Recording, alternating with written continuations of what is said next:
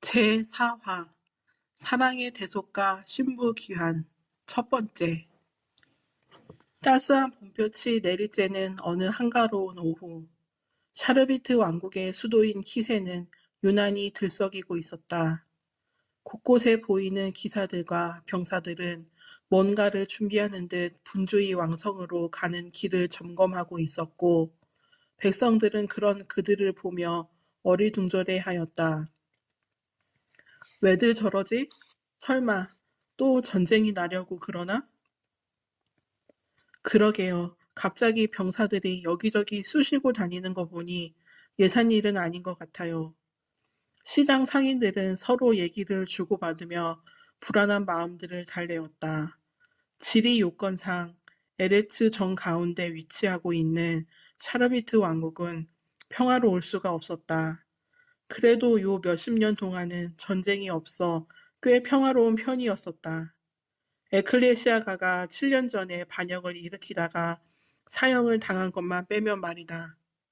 하지만 그것도 이제는 지나가 버린 옛날 일이 되어버렸다. 에클레시아가의 반역 사건은 백성들 사이에서 이미 잊혀져 있었다. 어이, 장사 안 해? 날카롭고 신경질적인 남자의 목소리가 들려와 상인들은 대번에 자신들의 자리로 돌아갔다. 목소리의 주인공은 50대 중반의 남성이었다. 척 보기에도 날카로운 눈매의 소유자여서 그와 눈이 마주친 사람들은 흠칫거리며 그의 눈길을 피해버리곤 하였다. 아이고, 미안. 요즘 수도가 소란스러워서 정신이 잠깐 딴 데 가 있었네. 그래, 오늘은 뭐가 필요한가? 그래도 그에게 익숙해져 있는 상인들은 스스럼 없이 남자를 대하고는 하였다.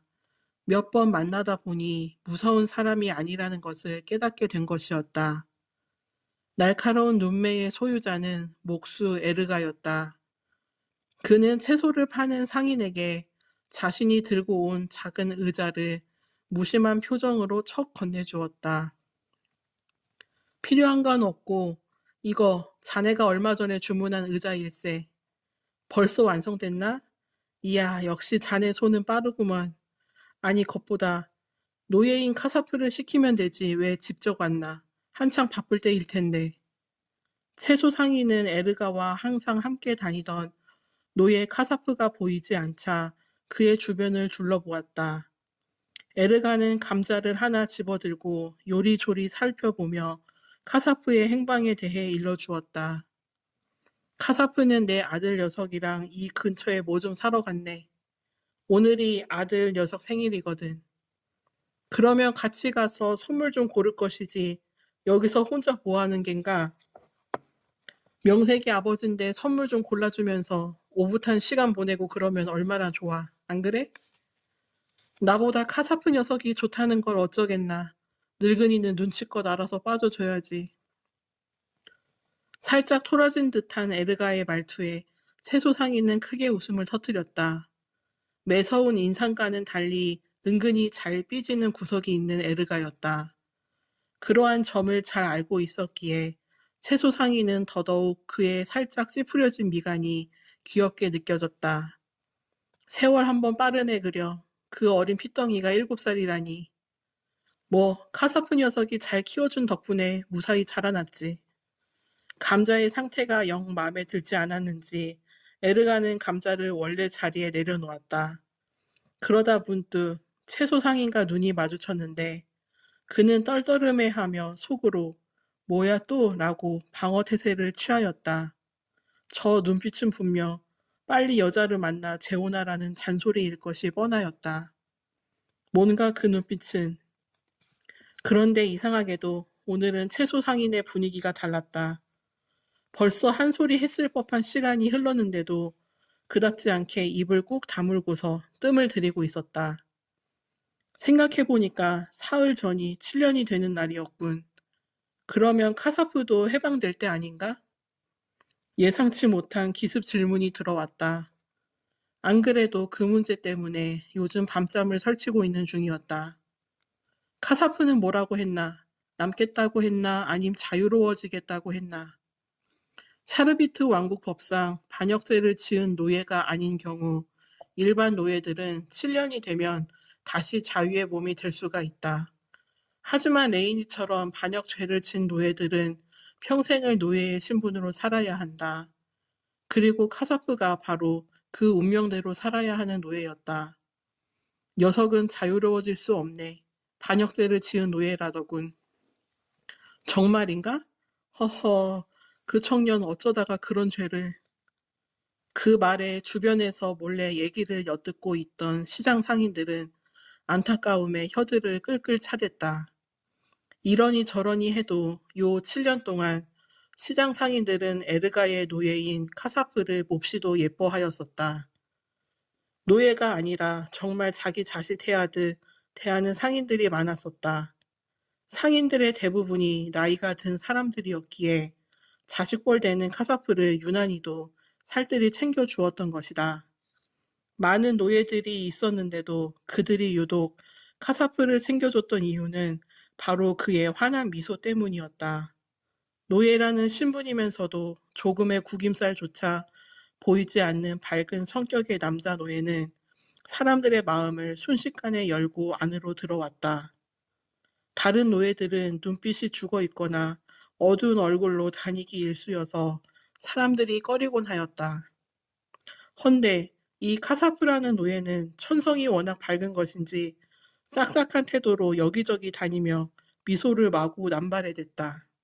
지금처럼 말이다. 주인님, 저희 왔습니다. 볼일은 다 보신 겁니까? 언제 나타났는지 카사프는 햇살과도 같은 환한 미소를 지으며 옆에 와 섰다. 카사프 자네, 네? 채소 상인은 울컥한 마음에 단숨에 앞으로 걸어 나와 카사프의 양 어깨 위에 자신의 두 손을 올려놓았다. 그리고는 손에 힘을 줘 그를 격려해 주었다. 신분이 무슨 상관이란 말인가. 우리 샤르비트 왕국은 노예라도 살기 좋은 곳이네. 소원이 뭔가 말해보게. 내가 상인들을 대표해 들어줄 수 있는 건 다 들어주겠네. 갑자기요? 카사프는 뺨을 긁적이며 채소 상인의 부담스러운 눈빛을 피해 주인의 얼굴을 바라보았다. 어떻게 좀 해달라는 것이었다. 갑자기 넘쳐나는 이 부담스러우면서도 열정적인 분위기를 말이다. 그래, 카사프, 말해보거라. 나도 들어주마. 주인님까지. 평생 노예로 살아가야 할 카사프에게 고마우면서도 미안한 마음이 들어 에르가도 채소 상인의 행동에 동참하기로 하였다. 그들뿐만이 아니라 주변의 상인들도 슬그머니 모여들어 카사프를 빙 둘러쌌다. 앞으로 우리 집에 와서 물건을 사면 절반 가격으로 해주겠네. 생일은 언제인가 총각. 이 할미가 가장 맛있는 빵을 만들어 매년 보내줄 테니 말해보구려. 카사프는 갑작스러운 상황에 어쩔 줄 몰라야 하며 뒷걸음질쳐 그 장소를 빠져나가고자 하였다. 하지만 인파는 이미 몰려들 대로 몰려들어 빠져나갈 구멍이 없었다. 그러던 바로 그때 벼랑간 아이의 울음소리가 들려와 모두의 이목이 아이에게로 집중되었다. 우왕 무서워 카사프 무서워. 울음소리의 주인공은 카사프의 다리 뒤에 숨어있던 에르가의 어린 아들 레오였다. 모두들 카사프에게만 관심을 기울인 탓에 어린 레오가 그의 뒤에 있다는 것을 미처 인식하지 못하였다. 아버지인 에르가도 아차 싶었는지 그제야 레오를 향해 손을 뻗어 아이를 품에 안아들었다. 이놈아 뚝! 사내놈이 일이 눈물이 많아서야 어디다 쓰겠느냐. 흑. 안 그래도 겁이 많은 성격인데 에르가의 호통까지 더해져 레오는 더 크게 눈물을 터뜨렸다. 에르가의 달램이 달램으로 들리지 않았나 보다. 그 딴에는 달래보겠다고 한 거였는데 방식이 레오에게 맞지 않았다. 레오의 울음소리는 더욱 커져버렸다. 여전히 어색하시네요. 살포시 웃으며 카사프는 에르가의 쩔쩔매고 있는 모습을 느긋이 감상하였다. 이에 에르가는 그 특유의 매서운 눈빛으로 카사프를 노려보며 레오를 그에게 내밀었다. 알면 보고만 있지 말고 어떻게 좀 해봐라. 평소 같으면 제가 대신 달래드리겠지만 오늘부터는 주인님이 직접 달래드려 보십시오. 가르쳐 드리겠습니다. 뭐? 에르가는 당황하였다. 평소대로라면 벌써 레오를 안고 달랬을 카사프인데 오늘은 어째서인지 직접 달래보라며 자신의 명령을 거절하였다. 레오 도련님을 달랠 때 중요한 건 주인님의 태도입니다. 특히 말투와 목소리가 중요합니다. 주인님은 목소리가 워낙 크고 말투는 다그치는 듯한 어투여서 아이에게 위협으로 느껴집니다. 달랠 방법을 가르쳐 주겠다더니 카사프는 가르침을 빌미로 에르가에게 잔소리 폭격을 퍼부어댔다. 에르가는 벙찐 상태에서 그의 이야기를 듣다가 이내 어서 해보라는 카사프의 권유에 못 이겨 그가 가르쳐준 대로 실천해 보았다. 그 결과 놀랍게도 아들 레오를 달래는데 처음으로 성공하였다. 거 보십시오. 하면 되지 않습니까? 그동안 가정에 너무 소홀하셨습니다. 앞으로는 도련님께 상냥히 대해 주십시오. 7년 전에 아내가 아이를 낳다가 죽었다. 그동안 가난하게 지내다가 드디어 형편이 많이 좋아져 먹고 살만해졌는데 아내가 아이를 낳다가 예고도 없이 세상을 떠나버렸다. 살림 형편도 좋아지고 아내가 아이도 가져 행복한 날만 있겠구나 하던 차였다. 헌데 모든 것이 한꺼번에 무너져 내렸다. 아기를 키우는 것과 목수 일, 이 두 가지를 다 병행해 보려 했으나 무리였다. 에르가 자신도 나이가 많아 몸이 옛날 같지 않았다. 그래서 노예를 한 명 구하기로 하였다. 가정일을 맡아줄 사람을 구하기에는 돈이 너무나 많이 들고 오래 쓸 수가 없어 값싼 노예를 구하기로 하였다. 가장 값싼 노예를 찾던 중 나타난 것이 카사프였다. 아는 이가 노예를 알선해주는 일을 하고 있어 부탁을 했더니 흔쾌히 그를 보내주었다. 죄명은 반역죄라 하였고 특별히 국외로 쫓겨나는 추방령은 받지 않았다고 한다. 매우 이례적인 경우의 노예였다. 보통 반역죄를 지은 노예들은 국외로 추방당하는 게 원칙이었기 때문이다. 푸하하하, 에르가 자네 완전 한 수 배웠구만. 이제야 아버지답게 보이네. 아주 잘했네, 카사프. 에르가 표정 좀 봐. 지금까지 본 얼굴 중에 제일 얼빠졌어. 시장 상인들은 모두 유쾌하게 웃음들을 터뜨렸다. 카사프는 부드러운 미소를 지으며 상인들의 즐거움에 함께 참여하였다. 카사프라고 합니다. 앞으로 잘 부탁드립니다, 주인님. 에르가의 집에 온 카사프는 일손이 매우 서투르다 못해 할 줄 아는 것이 하나도 없는 무능력한 남자 노예였다. 그래도 남자라고 힘쓰는 일에는 소질이 있었다. 적당히 큰 키와 몸집, 그리고 고생 같은 건 모르고 자랐을 것 같은 준수한 얼굴. 검을 잡다가 노예가 된 건지 카사프의 손바닥은 검으로 인해 생긴 굳은 살들이 잔뜩 박혀져 있었다.